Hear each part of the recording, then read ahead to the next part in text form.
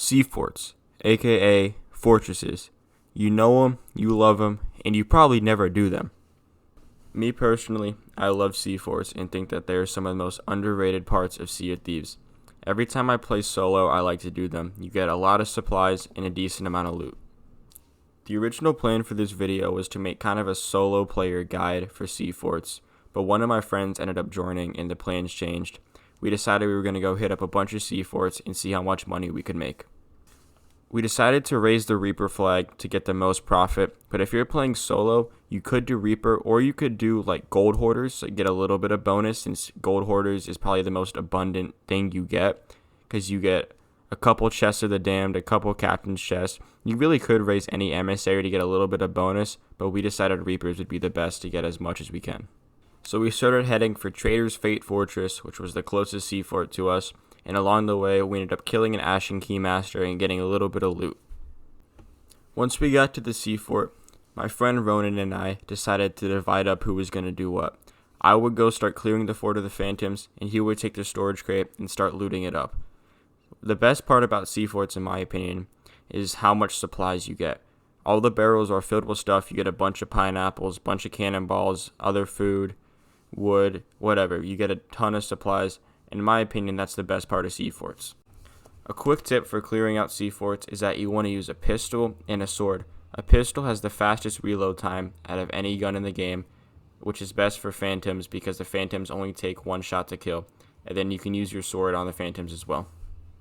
And when doing sea forts, you want to be looking around the entire fort for more loot than you just get from the treasury. You can look for the key to the top room, which will give you a couple extra chests and a mermaid gem and a firework crate. And then you also can find other little trinkets like skulls, like gold hoarder trinkets, and other stuff. To get as much as you can from the sea fort, you want to be opening all the little doors that are there so you can find the most loot and find the key I talked about. So after we looted all the little things and cleared out all the phantoms, it's the boss wave. Best way to kill the boss is just keg him. Just blow him up with the keg, and you're done. And then you pick up the key from the boss, and you open up the vault at the bottom. So this is the little haul we got from the first sea fort. We also got our emissary flag to grade 3, and we weren't going to sell anything until we got it to grade 5. So after that, we decided to hit up the next sea fort. The next sea fort we decided to hit up was the next closest one, and that was Royal Crest Fortress. We also decided that we were going to hit up every single sea fort on the map. There were 6 sea forts total, and they really only take like 10 to 15 minutes to complete.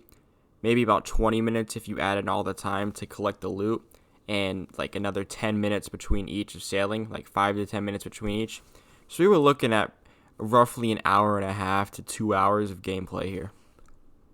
So if you didn't know, sea forts give on average about 20,000 gold without emissary. So with Reaper 5, we're looking at 50,000 gold per sea fort. So if we can do 6 sea forts in 2 hours, we're looking at 300,000 gold for 2 hours, which is about 150,000 per hour, which is pretty good in Sea of Thieves.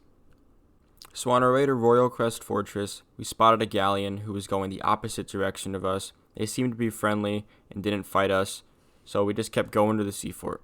So anyway, once we got to the sea fort, we were doing the usual, killing the phantoms, looting the barrels, until a phantom sword dashed into one of the kegs and blew me and my friend both up, wasting the kegs that we had for the boss. So when the boss round finally came, we just had to shoot the boss and hit him with our swords. But luckily, Ronan found a keg and suicide bombed the boss, and we finished the second fort.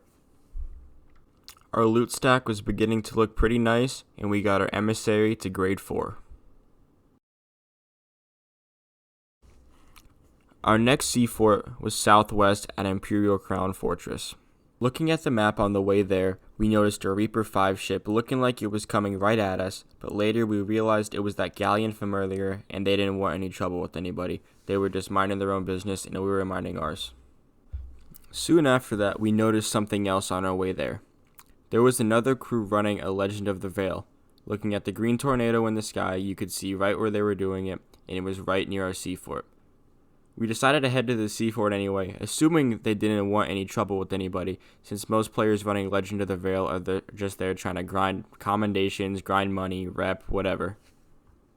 We also noticed another sloop in that area, so we noticed that the server was getting active.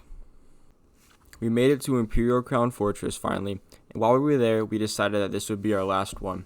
We had some other friends join our Xbox party, and we were going to hop on a different game, so we were going to finish out the Sea Fort and get to Grade 5 Emissary so we get the biggest bonus possible, sell all the loot, and then get off. But knowing Sea of Thieves, it wouldn't be that simple. We hopped on the Sea Fort, cleared out the phantoms, looted the barrels, blew up the boss, got the key, and opened up the vault downstairs and got the loot. But as we were putting the loot on our ship, we noticed that the sloop that was doing Legend of the Veil was heading right for us, and they jumped on our ship and started attacking. We were totally unprepared for a fight. I normally don't like to use pistols in a fight, but all I had was my pistol and a cutlass, and I ended up dying. However, the guys who came up on us, they couldn't actually sink us, so we were able to get away just in time. Now, we normally don't like to run away from a fight, especially as Reapers, but we were totally unprepared for this. We needed to get away for a little bit to have time to prepare ourselves for the fight and repair our ship. And these guys were persistent. They wouldn't stop chasing us. We knew that we were going to go sell all of our loot anyway, and we needed to get to Reaper's hideout safely. But they kept following us. Things were now starting to get interesting. We got pulled up on by a Megalodon, and they got pulled up on by a skeleton ship. I also noticed that they took all of our chain shots and blunder bombs from our barrels. We decided that our best option was for me to try to anchor them and for Ronan to keep heading towards Reaper's hideout. After many unsuccessful boarding attempts, I finally landed one, and that's when it was over for them. I was able to anchor their ship, and I stayed on their ship for almost 10 minutes just killing them as they spawned in, giving my teammate enough time to head to Reaper's hideout. I made sure these guys didn't raise their anchor, and I made sure that their ship stayed on fire. After about 10 minutes, Ronan had made it to Reaper's hideout. I sacrificed myself so I could get back to my ship and help him sell all the loot. I figured that these guys wouldn't have enough time to catch up with us and mess with us while we were selling our loot, but then I realized we didn't have a rowboat and we had to sell the long way. It was going to take too long to sell, so we tried to go as fast as we could, but we didn't have enough time. These guys eventually came back. They started firing at us. We were stationary. We couldn't move. We were in a really bad spot. They took our mast down, but it didn't matter. These guys clearly weren't very good. I boarded their ship, kept killing them while my friend kept lighting them up with cannonballs, and they eventually sank, and we got their loot too. So now it's time to answer the big question. Can Sea Forts make you rich in Sea of Thieves? So total time played for our session, we played around an hour and 55 minutes. And we are at 6,728,518 gold. Now obviously, we didn't make all that gold from this, but that's what we're at now. So let's subtract what we were at before. So before this session started, I had 6,528,952 gold. So we made almost exactly 200,000 gold. We played for an hour, 55 minutes. Let's round that to 2 hours. So 200,000 gold in 2 hours is about 100k per hour. But it's worth noting that not all of our loot came from the Sea Forts. Some of it was from shipwrecks that we came across the way, some Ashen Keymasters, and obviously the ship we sank. But a vast majority of our gold came from Sea Forts. So is it worth it to grind Sea Forts? Well, yes, but there's some problems with it.